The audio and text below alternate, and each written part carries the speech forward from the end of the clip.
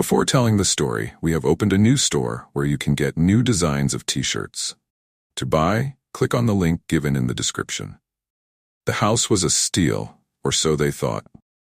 When Matt and his girlfriend, Sarah, moved into the quaint two-story home on Elmwood Street, it seemed like the perfect place to start their lives together. The house was old but had a charm that spoke to them, and the price was shockingly affordable. The neighbors kept to themselves, and the location was just secluded enough to be peaceful. But the peace didn't last long. It started with subtle noises, things they chalked up to old house sounds. The walls creaked, the floorboards groaned, and sometimes there was a faint hum, as though someone were whispering just out of earshot.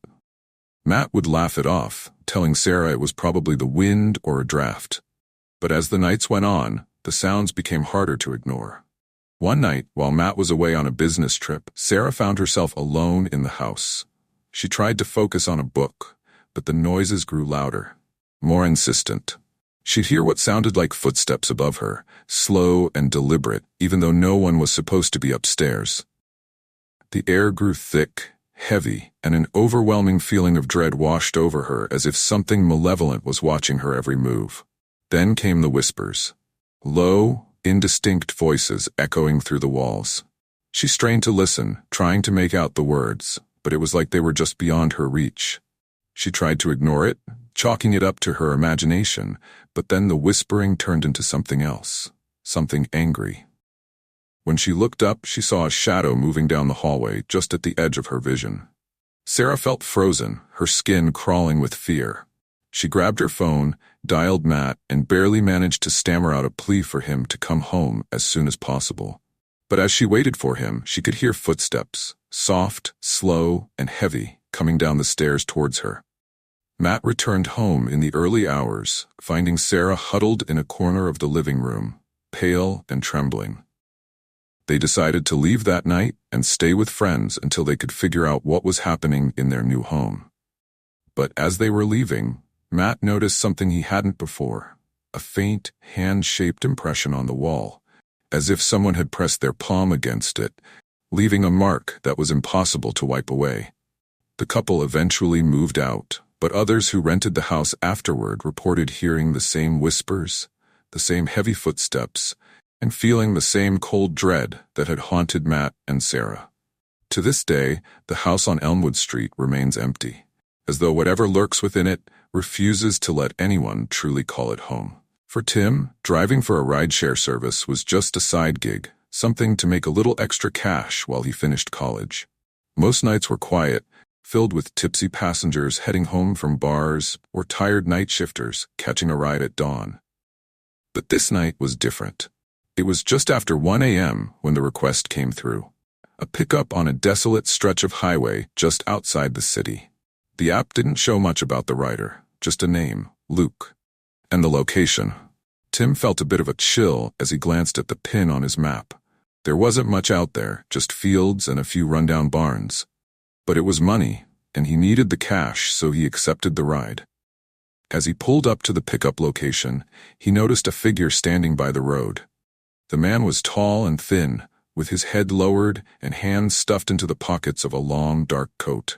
His face was shadowed, and he wasn't moving, just standing there under the dim glow of Tim's headlights.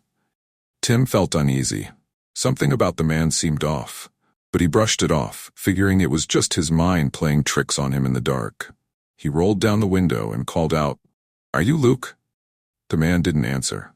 Instead, he walked slowly over to the passenger side and got in without a word, settling into the seat and staring straight ahead. Tim cleared his throat, trying to ignore the sudden chill in the air. "Where are we headed?"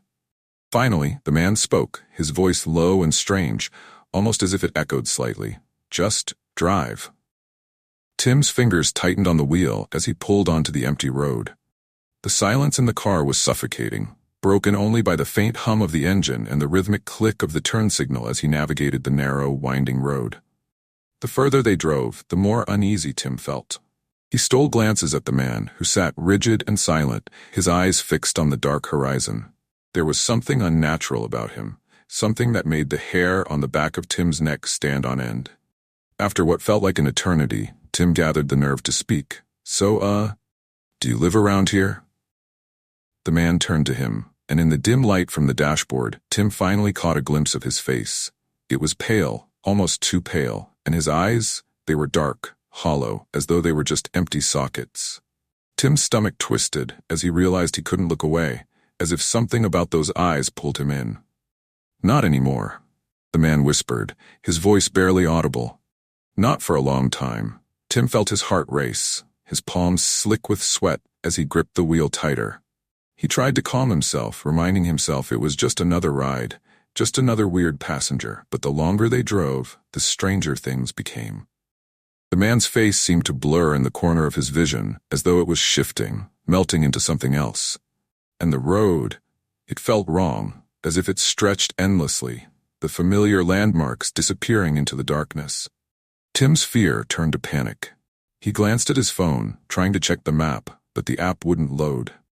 His phone was frozen, the screen flickering in and out. He looked up, and that's when he saw it. A figure standing in the middle of the road, directly in their path. Tim slammed on the brakes, his heart pounding as he tried to focus on the figure, but it was gone. Just gone. "Keep driving," the passenger whispered, his voice now tinged with something sinister, something dark and unfeeling. "We're almost there." Tim's hands shook as he gripped the wheel, his mind racing as he tried to make sense of what was happening. He was trapped, lost on a road that seemed to go on forever, with a passenger who was anything but human. Desperation took over, and he turned sharply, pulling over to the side of the road. He glanced at the passenger, his voice trembling as he said, I can't take you any further. You need to get out." The man's face twisted into a ghastly grin, his eyes empty and dark as he leaned in close, his breath cold against Tim's cheek. "You never should have picked me up." Before Tim could react, the man was gone, vanished into the darkness as though he had never been there. The car was silent, the air heavy with the scent of decay. Tim sat there, gasping for breath, his mind spinning as he tried to comprehend what had just happened. He glanced at the passenger seat, and his blood ran cold. There, on the seat, was an old, worn-down wallet. Inside, he found a faded ID card with the name Luke Thompson and a date of death that was almost 20 years ago. As Tim sped away, heart pounding, he couldn't shake the feeling that he was still being watched, that the passenger hadn't truly left. And some nights when he's driving along that lonely stretch of highway, he swears he can see a figure standing by the roadside, waiting for another unsuspecting driver to pick him up and take him to the place where he truly belongs. When Sam decided to leave the city, he thought it would be a clean break. Life had become unbearable, stress, heartache, and a nagging sense that he was being watched. So he packed up everything and rented a cabin deep in the woods, miles from any town or neighbor. It was the isolation he needed, or so he thought. The first night was uneventful, peaceful even. He was alone, surrounded by towering pines and the whisper of the wind. But the second night, he noticed something strange. Just as he was getting ready to sleep, he felt a prickling sensation on his neck, as if someone were watching him. Dismissing it as paranoia, he tried to brush it off and go to bed. But the feeling wouldn't go away. As he lay in bed, he heard it, a faint rustling outside his window, soft but deliberate, like footsteps crunching on dry leaves. His heart pounded, but he told himself it was probably an animal. After all, he was in the woods now.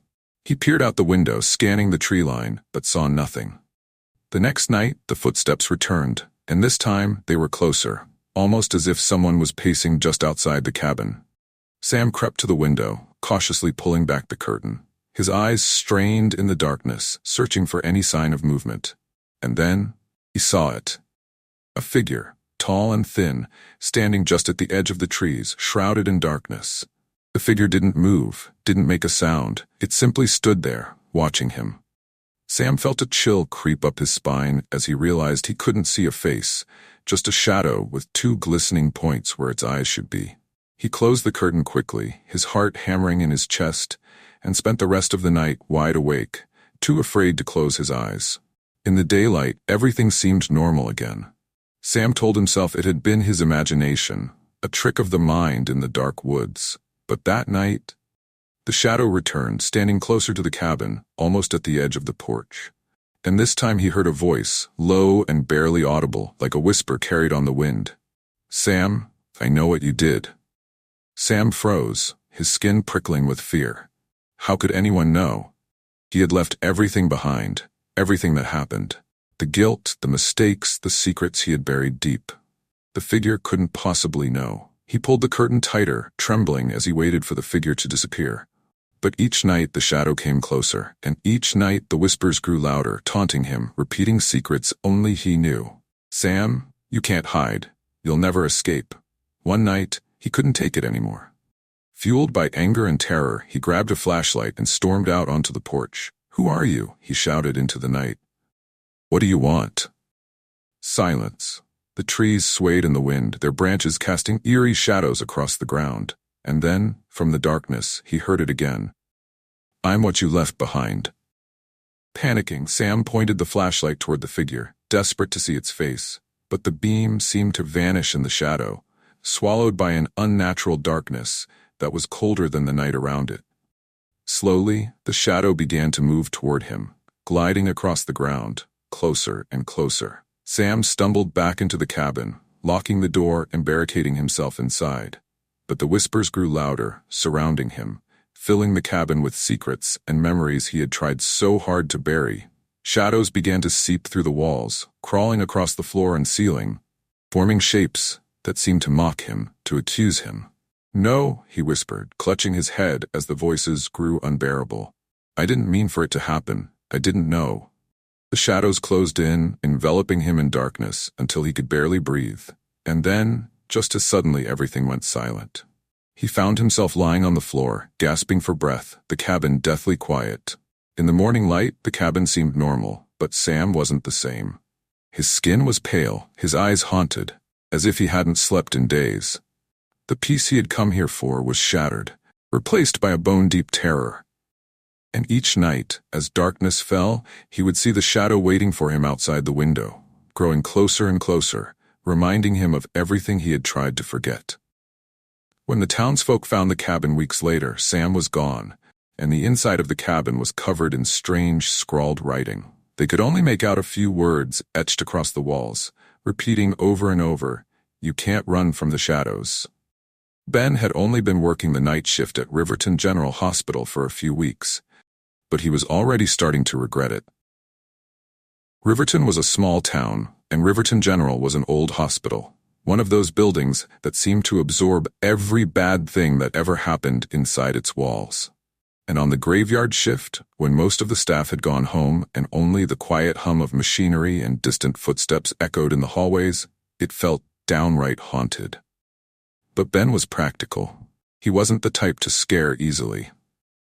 "Just an old building," he'd tell himself, tightening his grip on the flashlight as he patrolled the halls. It was a Wednesday night when things started getting strange. He was walking past the ICU when he noticed something unusual. One of the rooms, room 209, had a flickering light. He'd never seen anyone go in or out of that room, but tonight the door was slightly ajar, casting a sliver of dim, sputtering light into the hallway. Curious, Ben approached the door, nudging it open with his flashlight. The bed was empty, the monitor off, and everything was neatly in place. He frowned. Oddly, the flickering light wasn't coming from the overhead light, but from an old-fashioned lamp on a bedside table. A lamp he was sure hadn't been there before. As he stood there, he noticed something strange. The air felt thick, heavy, like he was breathing in water, and then he heard it, a soft, raspy whisper, so faint he almost missed it. "Help me." His blood ran cold.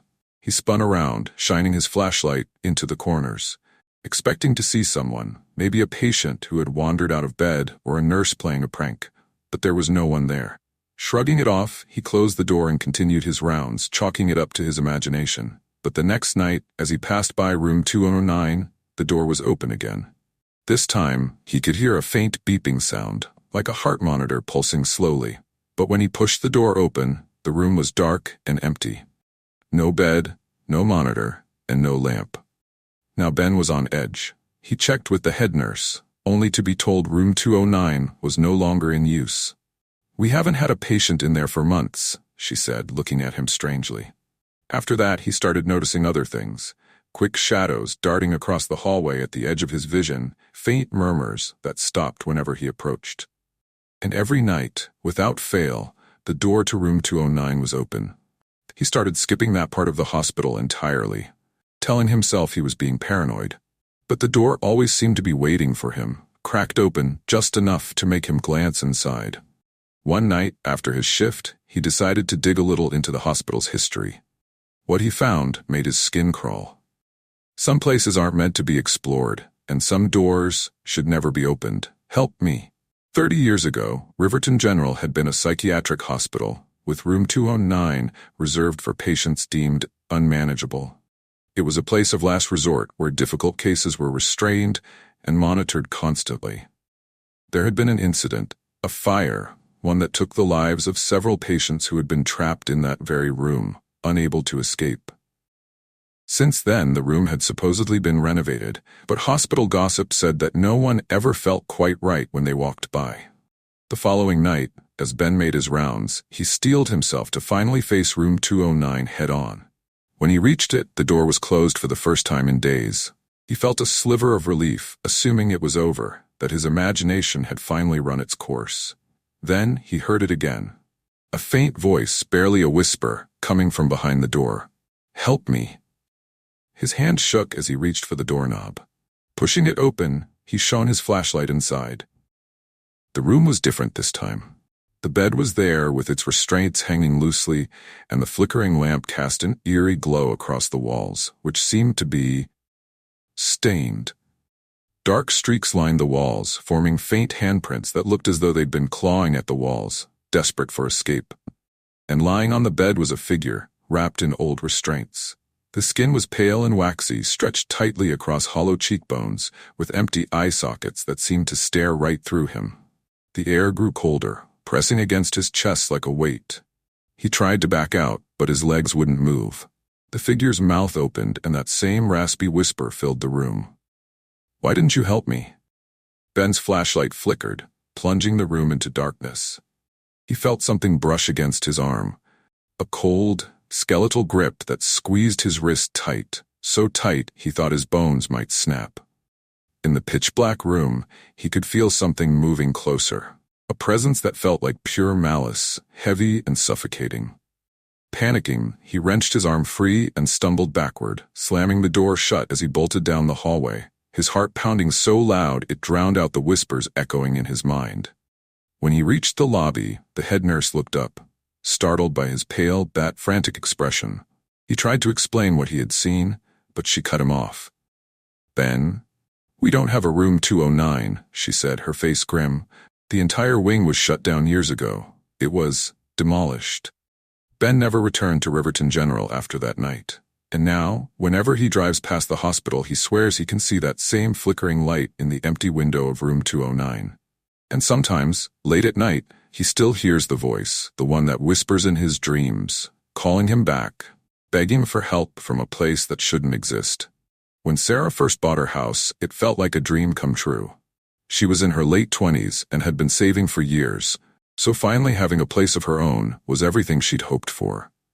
It was a beautiful old house, set on the edge of a small town in Maine, surrounded by trees and far enough from neighbors to enjoy the peace and quiet. The only thing she didn't love was the attic. It wasn't like the attics in movies, with sloping wooden beams and dusty trunks. This one was more like a crawl space, accessible only through a small, rickety pull-down ladder in the hallway. The previous owner had assured her that nothing was up there but insulation and cobwebs, and she figured she'd probably never need to go up there anyway. For the first couple of weeks, everything was perfect. She spent her evenings painting rooms, arranging furniture, and enjoying the quiet.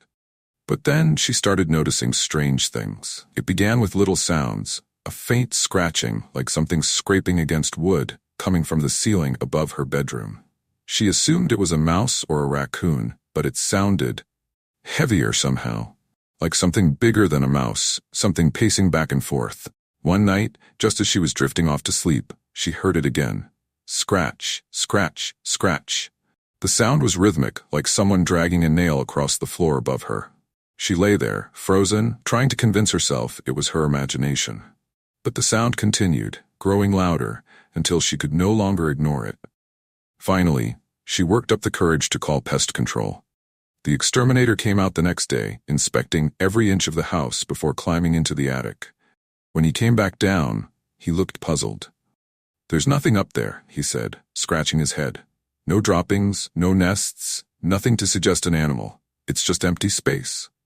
Sarah was baffled but relieved. Maybe it was just the old house settling or a stray tree branch brushing against the roof. That night, she went to bed feeling more at ease. But as soon as the lights were off and the house was quiet, the noise returned. Scratch, scratch, scratch. Only this time, it was followed by something else, a faint, muffled whisper. It was too soft to make out any words, but the tone was unmistakable. Someone, or something, was trying to communicate. Sarah lay there, heart pounding, as the whisper grew louder. She could swear she heard her name. Just as she was about to turn on the light, the scratching stopped, leaving her alone in the dark, shaken and wide awake. The next morning, she was determined to get to the bottom of it. Armed with a flashlight, she pulled down the attic ladder, feeling the dusty rungs creak under her weight as she climbed up. The attic was pitch black and colder than she'd expected. As she swept her flashlight across the cramped space, her eyes landed on something that made her blood run cold. For Tim, driving for a rideshare service was just a side gig, something to make a little extra cash while he finished college. Most nights were quiet, filled with tipsy passengers heading home from bars or tired night shifters catching a ride at dawn. But this night was different. It was just after 1 a.m. when the request came through. A pickup on a desolate stretch of highway just outside the city. The app didn't show much about the rider, just a name, Luke. And the location. Tim felt a bit of a chill as he glanced at the pin on his map. There wasn't much out there, just fields and a few rundown barns. But it was money, and he needed the cash, so he accepted the ride. As he pulled up to the pickup location, he noticed a figure standing by the road. The man was tall and thin, with his head lowered and hands stuffed into the pockets of a long, dark coat.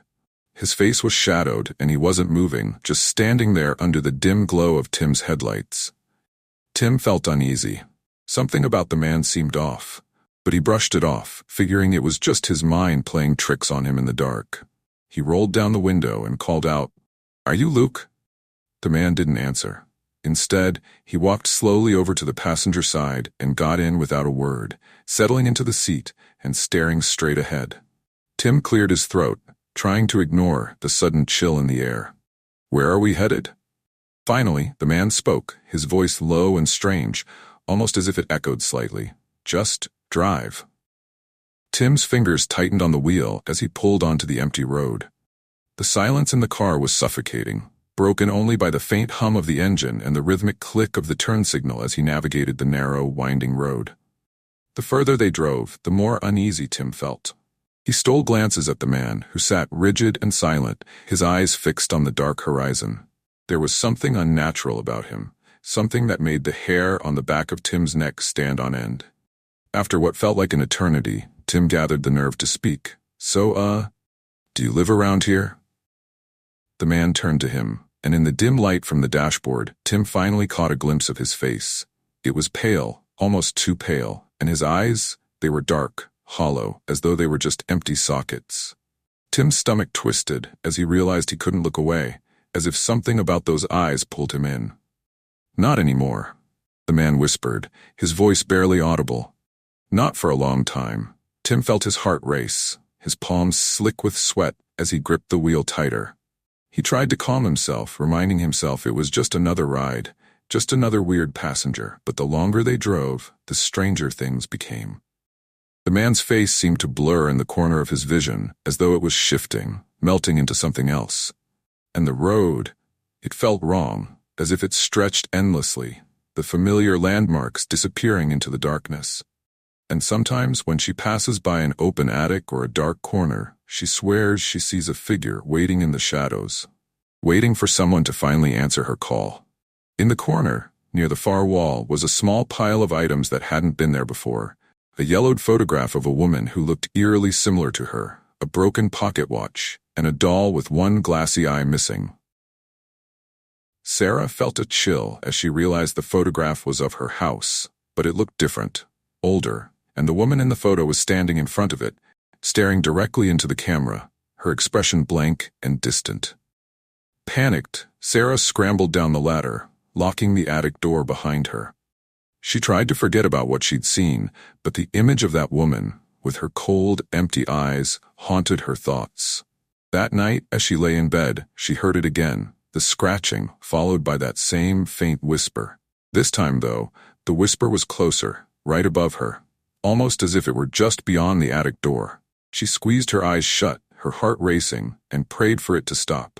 Suddenly, there was a loud bang, like something had fallen, followed by a scraping sound down the hall. She grabbed her phone and, hands trembling, turned on the flashlight as she made her way toward the noise. She froze when she saw it. The attic ladder had been pulled down. She stared in horror as the footsteps began descending, creaking slowly, one step at a time, drawing closer and closer. As the steps stopped, a chill crept over her, and then she heard it, soft breathing, just a few feet away. Sarah couldn't move, couldn't breathe, as a hand, a cold, bony hand, reached out from the darkness of the attic ladder and gripped the edge of the ladder. In sheer panic, she stumbled back, running to her room and locking the door behind her. She called the police, whispering frantically into the phone, her voice barely steady enough to give her address. When the officers arrived, they found her curled up in the corner of her room, shaking with fear. They searched the attic, but once again found nothing. No pile of items, no sign that anyone had been up there. One of the officers, a middle-aged man who had grown up in the area, pulled her aside as his partner searched the rest of the house. "You know, this place has a bit of a history," he said, hesitating. "The last owner's wife passed away here. She was troubled," they said. She'd spend days up in the attic, talking to herself, claiming she was waiting for someone.